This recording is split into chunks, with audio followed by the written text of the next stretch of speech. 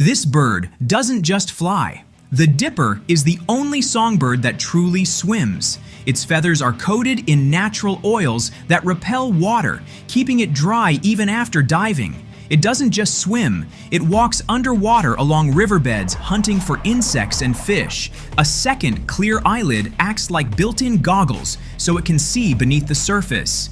Heavy, solid bones help it stay submerged. No matter how advanced human technology becomes, it still struggles to match the elegance and complexity of nature's design.